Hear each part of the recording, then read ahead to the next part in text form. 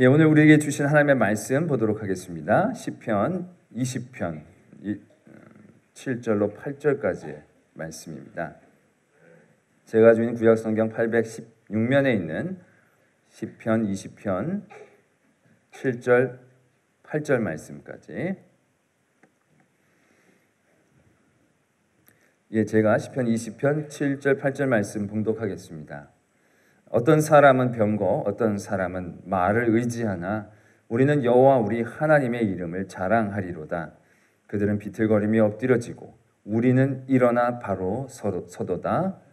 아멘. 하나님의 말씀입니다. 예, 오늘은 설 명절 날입니다.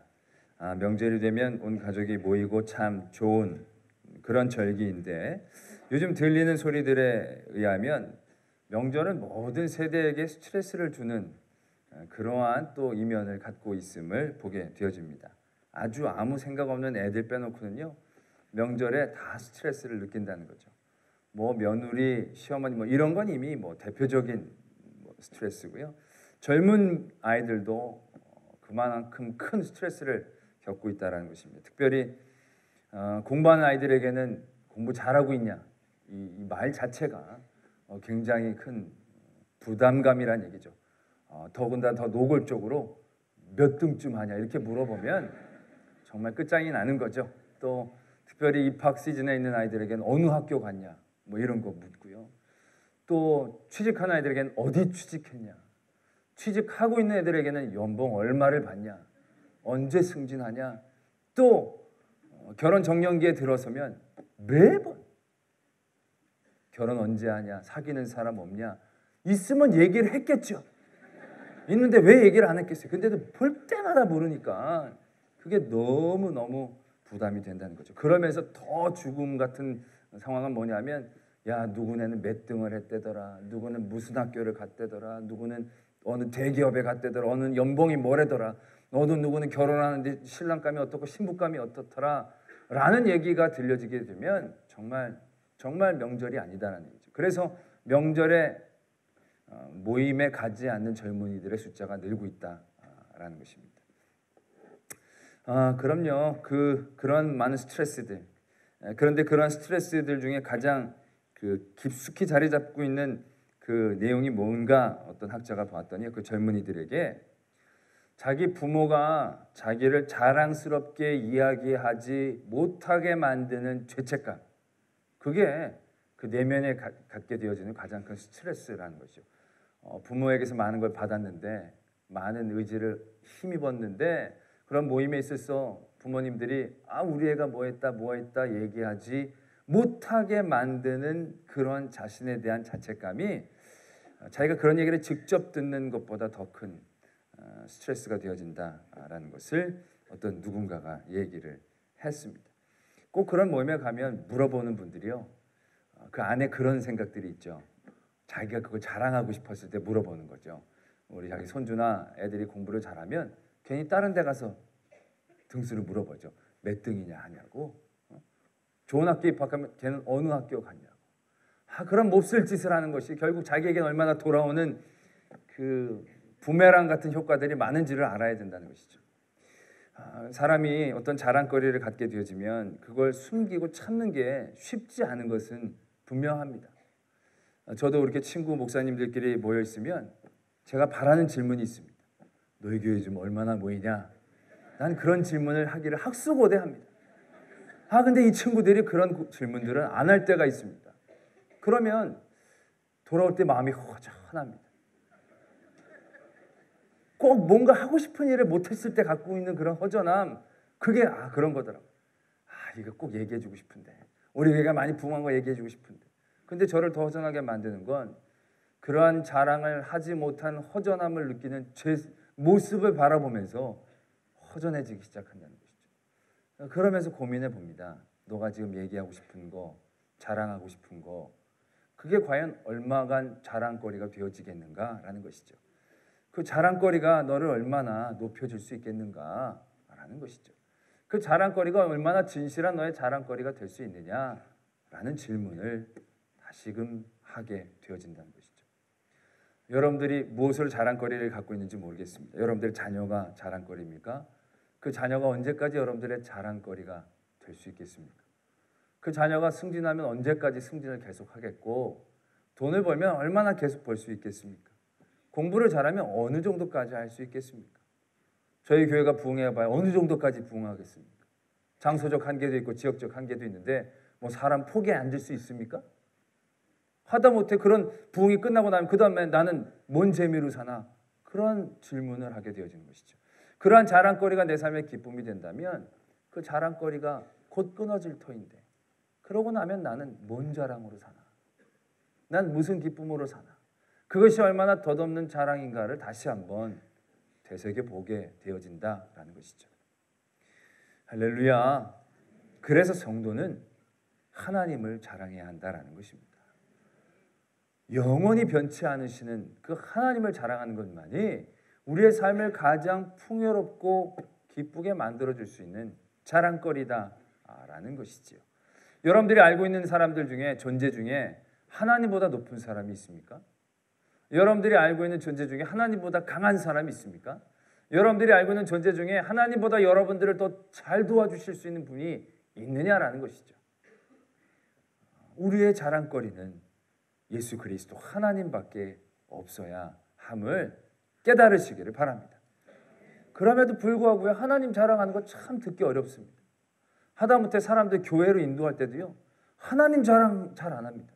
예수님 자랑 잘 안 하고요, 교회 건물 자랑하고, 교회 나오는 사람들 자랑하고, 교회 나온 환경들 자랑하고, 야, 우리 교회 정말 의자가 편해. 우리 교회 학교가 잘 돼 있어. 우리 교회 목사님이 좋아. 우리 교회 시설이 잘 돼 있어. 주차 공간이 많아. 우리가 뭔가를 자랑할 때도 보면요, 엉뚱한 것들을 자랑하는 것들을 발견하게 되어진다는 것이죠.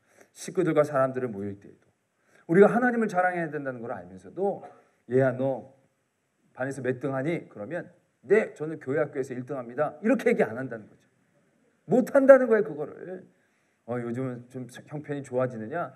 형편은 별론데 교회 다니는 게 너무너무 즐겁고 하나님을 믿는 게 너무너무 좋아. 하나님은 너무 좋아. 이렇게 얘기하는 거 여러분 해본 적 있으십니까? 하나님이 우리의 자랑이라고 제가 말씀드리면 아멘 하지만, 우리들의 실제적인 삶 가운데서 정말 하나님을 자랑하느냐, 그만큼 하나님을 자랑스럽게 여기고 하나님만이 나의 큰 자랑거리가 되고 있느냐라고 우리가 고백할 수 있느냐, 굉장히 별개의 문제다라는 것을 새삼스럽게 떠올린다는 것이죠. 왜 이렇게 되었느냐는 것이죠. 우리는 그런 생각도 해봅니다. 내가 식구들 모일 때 하나님 자랑하면 내 처지가 식구들 가운데 막 뛰어나고 식구들보다 굉장히 잘 되고, 그래야 내가 하나님 자랑하면 사람들이 나도 하나님 믿어야 될까? 이런 생각 해볼 텐데, 내가 식구들보다도 오히려 못하고, 우리 애들이 다른 사촌들보다도 좋은데 못 가고, 열심히 교회 다니는데도 잘 되지 못하면, 내가 하나님 믿는다라고 얘기할 때 사람들이 하나님 믿어봐야 너처럼 되는데 뭘, 이런 소리 들을까 봐 오히려 나를 자랑스럽게 여기지 못하는, 하나님께 죄송하는 마음으로 자랑을 하지 못하는 그런 아까 같은 젊은이와 같은 마음들을 우리가 갖게 되어질 때도 있습니다. 또한은 믿음이 부족하니까 자랑하기에는 우리의 믿음이 연약해서 차마 자랑하지 못하는, 그런 여러 가지 자랑하지 못하는 우리들의 모습을 보게 되어진다는 것이죠. 이게 왜 이렇게 되어지느냐, 우리의 자랑은 하나님임을 분명히 알면서도 왜 이렇게 못하게 되느냐 하면 말이죠, 우리가 이 자랑한다는 것을 너무 세상적인 이유에서부터 생각하기 때문에 그렇습니다. 하나님은 우리가 하나님을 자랑하기를 원하십니다. 그러나 하나님이 우리가 하나님의 이름을 자랑할 때 그 자랑은 지금 우리가 잘되고 높아지고 성공해서 하는 자랑하고는 다르다는 것을 알아야 한다는 것이죠.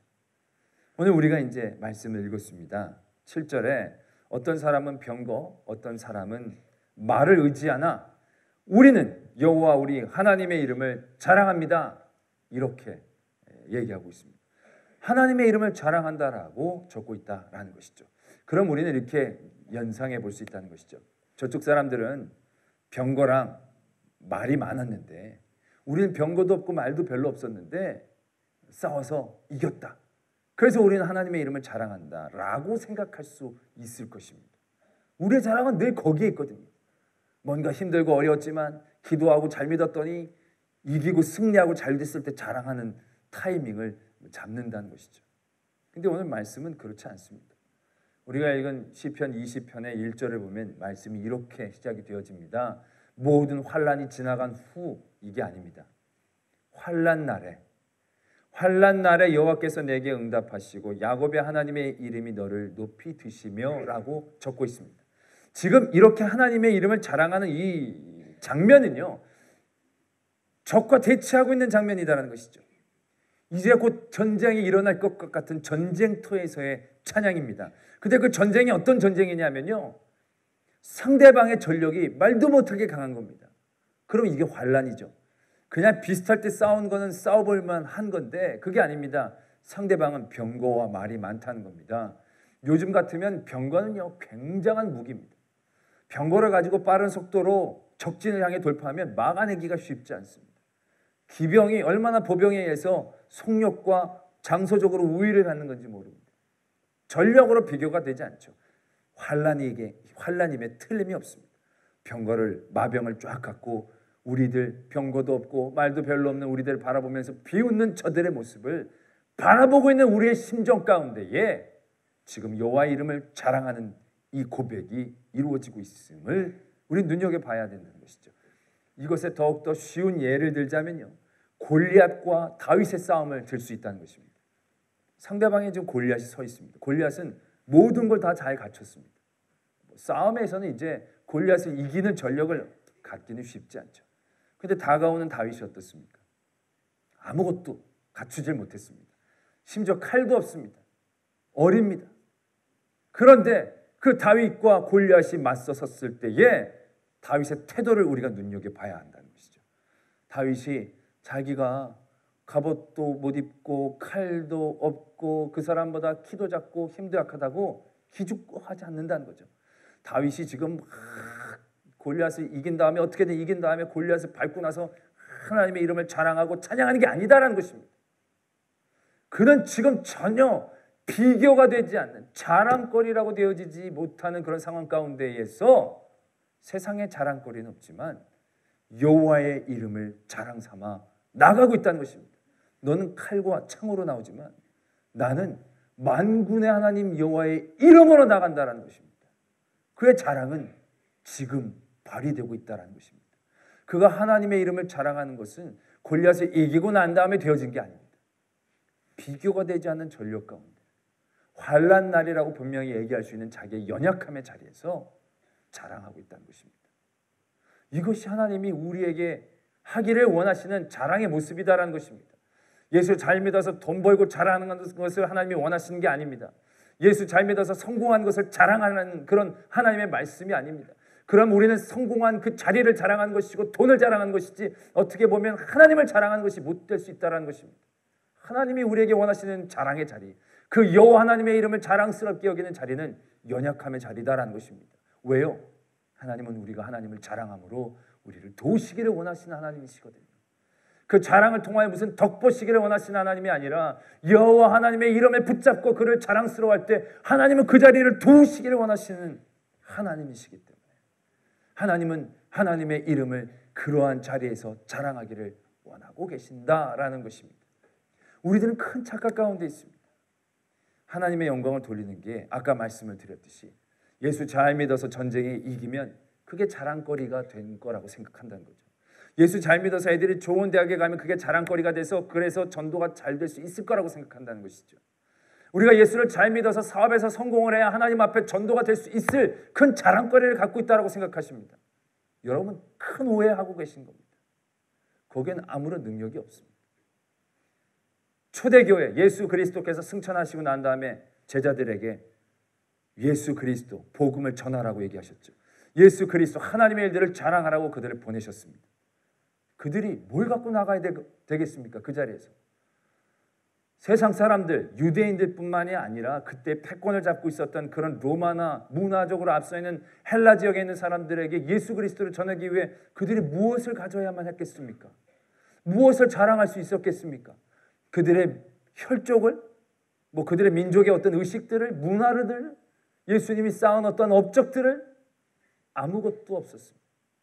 갈라디아서의 바울은 이렇게 얘기합니다. 나의 자랑은 오직 십자가 외에는 없다라는 것입니다. 그 당시 하나님의 사람들이 하나님의 말씀을 전하기 위해 자랑하며 선포했던 것은 업적이 아닙니다. 성공이 아닙니다. 승리가 아닙니다. 십자가였다는 것이죠. 십자가는 어리석고 미련한 것입니다. 다른 모든 사람들이 보기엔 십자가가 주는 아무런 일이 되어지지 않는 것입니다. 오히려 십자가는 감추고 십자가는 얘기하지 않고 병자를 고치고 눈먼 사람을 뜨게 하고 다시 살아난 것만 얘기했어야만 했습니다. 그러나 하나님은 가장 연약한 것을 자랑하기를 원하셨습니다. 세상이 자랑거리라고 여기지 않는 그 자랑거리 안에 진정한 하나님의 역사가 있을 수 있기 때문에 그렇습니다. 그들이 십자가만을 들고 십자가의 복음을 얘기했을 때 일어난 놀라운 역사들을 우리는 기억해야 합니다. 오히려 교회가 힘을 가지고 전도를 하려고 했을 때 타락했습니다. 교회가 돈을 가지고 영광을 나타내려고 했을 때 부패했습니다. 힘없고 나약하고 사람들에게 이리 쳐이고 저리 치이지만 복음을 들고 가장 연약한 그 자리에서도 예수 그리스도를 부끄러워하지 않고 얘기했을 때에 하나님의 역사는 이루어지고 있었다는 것을 우리는 분명히 기억해야 한다는 것이죠. 사도 바울이 고린도 후서 12장에 이렇게 적습니다. 내가 여러 약한 것들에 대해서 자랑하는데 이는 그리스도의 능력이 거기에 머물게 하려 함이라 라고 고백하고 있습니다. 사도 바울이 인간적으로 자랑하려면 자랑거리가 꽤 있었습니다. 로마 시민인 거, 그리고 그가 학문이 높다라는 거, 꽤 사람들에게 기죽지 않을 만한 많은 자랑거리가 있었지만 사도 바울은 그것을 자랑하지 않습니다. 예수 그리스도와 관계없는 것들은 그에게 아무런 자랑거리가 되지 않았습니다. 그의 자랑거리는 오직 예수 그리스도가 관계될 수 있는 그곳에 있었다라는 것이죠. 그의 몸의 연약함, 자랑거리가 되었습니다. 왜? 그가 몸이 연약해서 더 하나님께 기도하고 하나님께 내어 맡겼더니 거기에 그리스도의 능력이 머물게 되었다라는 것입니다. 여러분들의 삶에 진정한 자랑거리는 연약한 그곳에서, 연약한 그 삶의 자리에서도요, 예수 그리스도를 자랑스러워할 때 그때에 이루어진다라는 것입니다. 그것이 성도가 하나님이 우리에게 원하시는 자랑의 삶의 자리가 된다는 것입니다. 저희 처남이 목사님인데요. 결혼하고 10년 동안 아이가 없었습니다. 목사님들이요, 이 아이를 잘 갖지 못하면 굉장히 부담이 됩니다. 왜냐하면 막 유아 세례도 결혼 주례도 할 때요, 애를 잘 낳는 그런 목사들은 주례할 때 별 부담이 없거든요. 저처럼 셋을 낳은 사람들은 주례할 때 참, 사람들도 그런데 자기가 애를 못 낳으면 참 그게 부담이 됩니다. 괜히. 그런데 우리 천안 목사는 그걸 부끄러워하거나 숨기거나 부담스러워하지 않더라고요. 늘 내가 이것을 통해서 더 기도할 수 있으니 얼마나 다행입니다. 중간에 사람들이 이렇게 해봐라 저렇게 해봐라 뭐 입양 뭐 이런 얘기도 수태 많이 했겠죠. 그러나 거기에 흔들리지 않습니다. 하나님이 때에 주실 줄로 믿습니다. 그러다가 10년 만에 아들을 막 낳아버렸어요. 낳아서 하나님께 자랑한 게 아니라 가지지 못한 그 10년, 여러분 말이 10년이지 10년이 긴 세월입니다. 그 10년 동안에 하나님을 자랑하는, 예수 그리스도의 은혜를 감사하는, 그것이 진정한 큰 능력이었다는 것이죠. 낳고 나서 감사하는 게 아니라 그 연약함의 자리에 살 수 있었을 때 정말로 그 자녀를 주는 그 자리가 더욱더 귀한 하나님의 역사와 능력으로 나타난다는 것이죠. 아유, 목사님 아직 늙지 않았네요. 뭐 이런 얘기 아무도 안 합니다. 하나님 살아계시네요. 다 그런 얘기를 하게 되어지는 하나님의 일들을 만났다라는 것이죠. 할렐루야. 여러분 그렇습니다. 여러분들의 삶 가운데 진정한 자랑이 무엇이 되기를 원합니다. 자랑 한번 하고 뒤에서 욕먹는 자랑을 하기를 원하십니까? 여러분들이 하는 세상의 자리는 아무런 능력이 없습니다. 여러분들이 세상에서 하는 자랑들은 적을 만들 뿐입니다. 그리고 여러분들이 하는 세상의 자랑들은 여러분들을 비참하게 만들 것입니다. 돈으로 자랑하는 사람은 돈으로 비참해집니다. 자녀로 자랑하는 사람은 자녀로 비참해집니다. 세상의 것들로 자랑하면 그 세상의 요인이 여러분들 가장 비참하게 만들 것입니다. 아무런 덕도 없는 자랑을 왜 하려고 하십니까?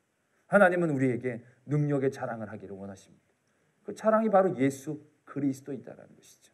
그리스도로 자랑할 때에 우리는 흔들리지 않습니다. 그리스도로 자랑할 때 우리는 연약함 가운데에서도 가장 강력한 능력을 갖게 되어지는 것입니다. 그리스도가 우리의 자랑거리가 되어질 때 가장 연약한 자리에서도 우리는 하나님을 바라보면서 더 큰 소망함을 가질 수 있는 성도의 특권을 누리게 되어진다라는 것입니다. 할렐루야. 여러분들 이제 마치고 가족들과 만날 때에 무엇을 자랑하시겠습니까? 예수 그리스도를 자랑하십시오. 나와 함께 하신 하나님. 야, 골리앗처럼 처음엔 다 비웃을 겁니다. 병거를 가지고 있는 그 적병들처럼 쟤네들 뭘로 저렇게 하나 아마 비웃음을 얻을 수 있을 것입니다. 그건 단계입니다. 그런 단계를 분명히 거쳐야 하나님의 온전한 승리를 경험할 수 있을 것입니다. 예수를 전하십시오. 여러분 전도할 때도 절대로 교회 딴 걸로 선전하거나 전도하지 마십시오. 우리 교회에 계신 예수 그리스도를 전하여야 합니다. 여러분들 교회 건물 분위기 교회 누가 오고 여러분들 위로가 정말 필요하고 여러분들 힘들 때 교회 건물 사진 보면 여러분들 위로 받습니까? 근데 왜 그걸로 사람들을 끌어들이십니까? 주차장이 편해. 여러분 정말 울적할 때 주차장 잘 되는 교회 와가지고 주차했다가 뺐다 넣었다 뺐다 하면 마음이 풀리십니까? 그거 아니잖아요. 우리 교회 식당에 밥이 맛있어. 힘들고 어려울 때 교회 밥 먹으면 기분이 좋아집니까? 그것도 아니잖아요. 우리 교회 목사님의 설교가 좋아. 여러분 목사 저희 설교는 3할 때입니다. 30% 좋고 70%는 별로입니다. 근데 그분이 왔을 때 설교가 좋으리라 보장이 있습니까? 또요 설교가요 아무리 좋아도 모두가 다 은혜 받는 설교는 절대 없더라고요.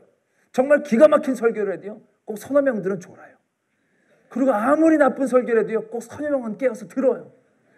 그게 중요한 게 아닙니다. 또 목사님 자랑했다가 목사도 사람인데 여기저기 잘못한 거 보여주고 하면 그 다음에 뒷감당은 누가 하려고 하십니까?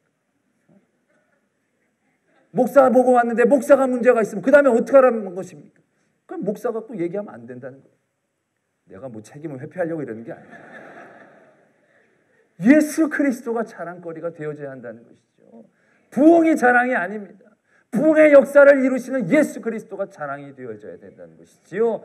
우리 교회 편안한 분위기가 아니라 이런 마음을 주시는 예수 그리스도를 어떻게든 우리가 전해야 된다는 것입니다. 힘들고 어렵고 사람들 앞에 자격이 더 없어 보이는 그 연약함의 자리에서 우리는 더욱더 얘기해야 된다는 것이죠. 저들은 병거와 마병을 가지고 자랑하지만 나는 이렇게 연약하고 힘이 없지만 오직 나의 그런 연약함 가운데에 그리스도의 능력이 머물게 될 것을 믿습니다. 그 예수 그리스도의 이름을 자랑할 수 있는 저와 여러분이 되어지기를 소망합니다. 기도하겠습니다.